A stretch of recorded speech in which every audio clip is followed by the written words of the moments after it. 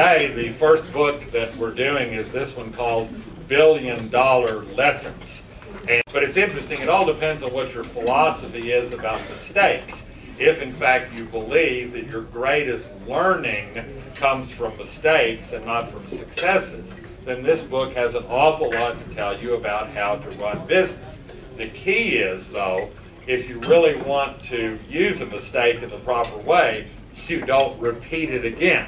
A repeated mistake is a bad investment. See from the presentation outline, there are 7 strategies that lead to flops that the book talks about. And what the book is, it is filled with stories after stories, and then sections called red flags. And I want to share some of the stories with you, and of course, being a synopsis, I cannot give you all of them, but I'll select the ones that I think are interesting to you.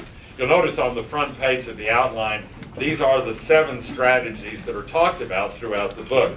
Synergy, financial engineering issues, roll-ups, staying the course, adjacencies, writing technology, and then consolidation. Funeral homes, you may not know this. If this is all you take away today, I'm sorry.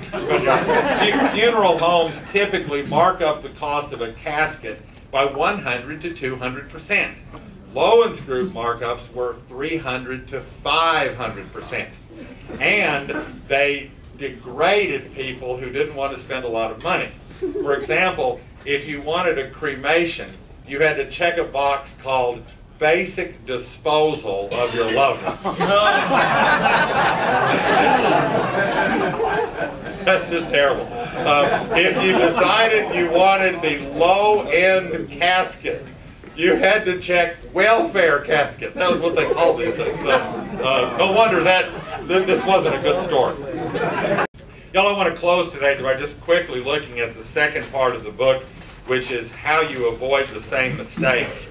You'll notice here there's 2 chapters. One is why bad strategies happen to good people and why bad strategies happen to good companies. And basically the message from all of this is that what you always want to do is take a devil's advocate approach.